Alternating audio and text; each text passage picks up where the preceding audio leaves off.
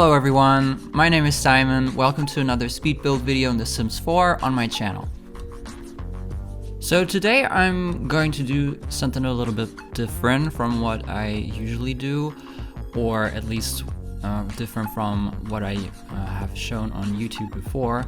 And I am going to build a rooftop bar. So this is the first community lot that I'm sharing.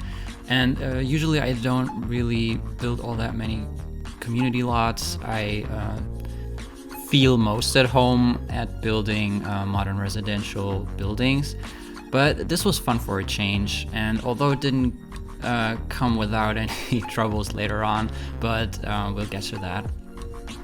So this is obviously inspired by those pop-up bars that you could go to in bigger cities over the summer.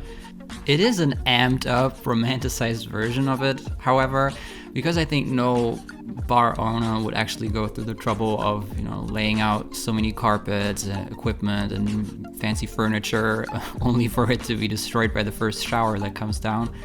So it has a bit of a fantasy element to it, I would believe, but I could possibly see this as the venue for like a one evening event.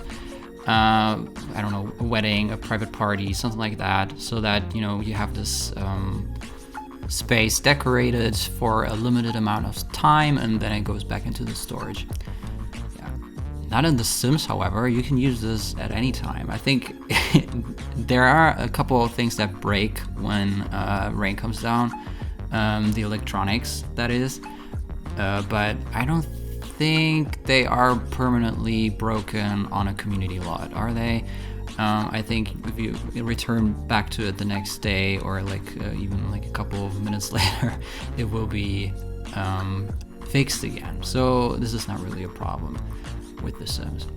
Okay, now we're getting in here. So I wanted to have a dance floor there, and the dance floor is not a dance floor without some proper lighting. And obviously this space doesn't really have a roof or anything so you could actually logically attach the lights to. So I put one of those kind of steel frames from Eco Lifestyle there and attached the spotlights to it. And here you see me build the actual roof, so I wanted this to be still recognizable as a rooftop. So I left about a third of the lot in its recognizable rooftop state. And I did, however, add a little rooftop garden there. I wanted to always do that properly, on an actual urban environment roof, to have a really nice garden there with some harvestable plants. So I did that here, even though it's a community lot. I figured the people who live in this house, or the owners of the bar, would still enjoy to have a garden there. I built a good portion of this rooftop part off camera because I had to figure it out quite a bit. As I said, this is not really something that I'm used to building. I usually build detached homes that I can build basically however I want them to be.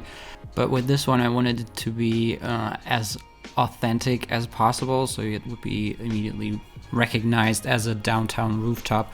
And for that, I went back and forth on my reference pictures, and it just didn't make sense to record that because it was a very lengthy process of trial and error.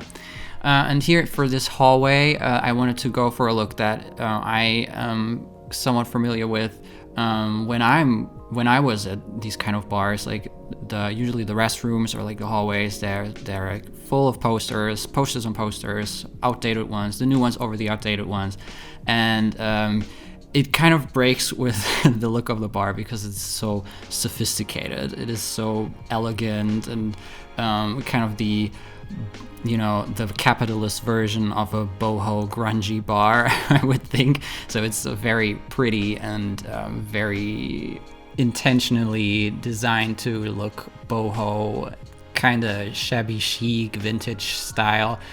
So yeah, it's very put in place, I would say. A drink here probably costs a lot of money, despite the rugs being distressed and the coffee table being made of reclaimed wood. But don't get me wrong, I love the look.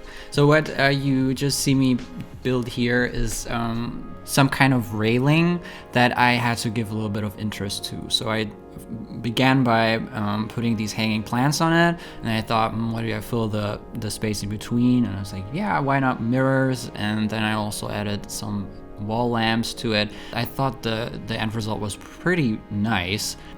What I wasn't happy with though is that stage that I just built there, and this also took me a minute to figure out. At some point I finally realized that it was the carpet that made my eyes hurt, and I just switched it for a red one, and then I was kind of fine with it.